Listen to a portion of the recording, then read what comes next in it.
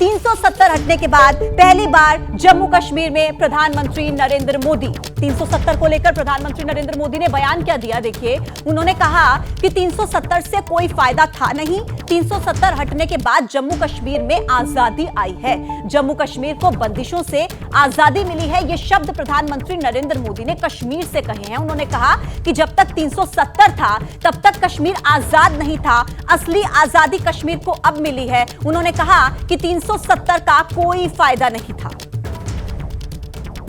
कि मैं आपका दिल जीतने की दिशा में सही दिशा में जा रहा हूं, आपका दिल मैं जीत पाया हूं और ज्यादा जीतने की कोशिश मेरी जारी रहेगी। और ये मोदी की गारंटी है। और आप जानते हैं मोदी की गारंटी यानी गारंटी पूरा होने की गारंटी। जम्मू कश्मीर केवल एक क्षेत्र नहीं है, ये जम्मू कश्मीर भारत का मस्तक है और ऊंचा उठा मस्तक ही विकास और सम्मान का प्रतीक होता है। यहां की झीलों में जगह जगह कमल देखने को मिलते हैं। 50 साल पहले बने जम्मू कश्मीर क्रिकेट एसोसिएशन के लोगों में भी कमल है। ये सुखद संयोग है या कुदरत का कोई इशारा कि बीजेपी का चिन्ह भी कमल है और कमल के साथ तो जम्मू कश्मीर का गहरा नाता है। दशकों तक सियासी फायदे के लिए कांग्रेस और उसके साथियों ने 370 के नाम पर जम्मू कश्मीर के लोगों को गुमराह किया, देश को गुमराह किया। 370 से फायदा जम्मू कश्मीर को था या कुछ राजनीतिक परिवार वही इसका लाभ उठा रहे थे। कुछ परिवारों के फायदे के लिए जम्मू कश्मीर को जंजीरों में जकड़ दिया गया था। जम्मू कश्मीर आज तेज रफ्तार से विकास के मार्ग पर आगे बढ़ रहा है।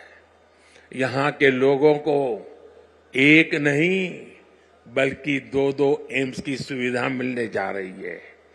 एम्स जम्मू का उद्घाटन हो चुका है और एम्स कश्मीर पर तेजी से काम चल रहा है। तो देखिए जम्मू कश्मीर में अभी क्या स्थिति है, इसको समझने के लिए सीधा आपको लेकर चलेंगे आसिफ कुरैशी के पास। वो जम्मू कश्मीर में इस वक्त मौजूद हैं। आसिफ, आपसे समझना चाहेंगे क्योंकि जिस तरीके से 370 हटने के बाद एक संदेश प्रधानमंत्री नरेंद्र मोदी कश्मीर से देते हैं, उसके बाद कई ऐसी तस्वीरें सामने आती हैं कि वहां के जो लोकल लोग थे वो बहुत ज्यादा एक्साइटेड नजर आ रहे थे। क्या अब बीजेपी को लेकर परिस्थितियां जम्मू कश्मीर में बदलने लगी है आसिफ?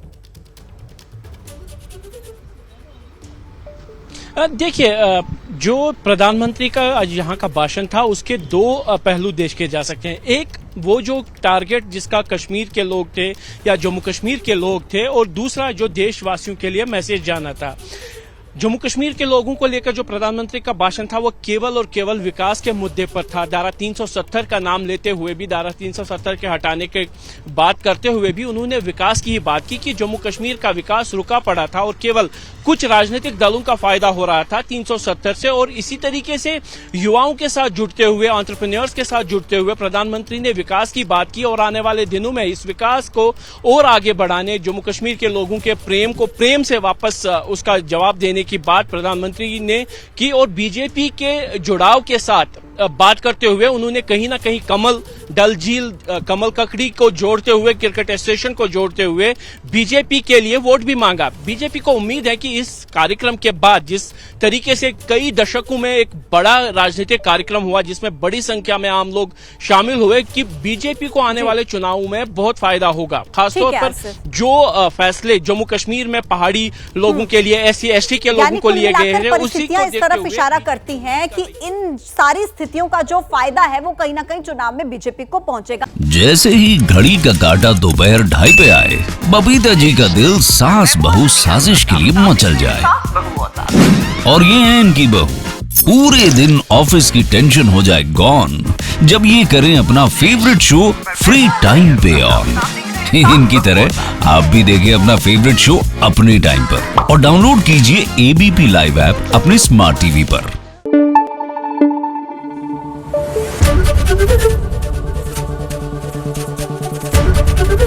एबीपी न्यूज आपको रखे आगे।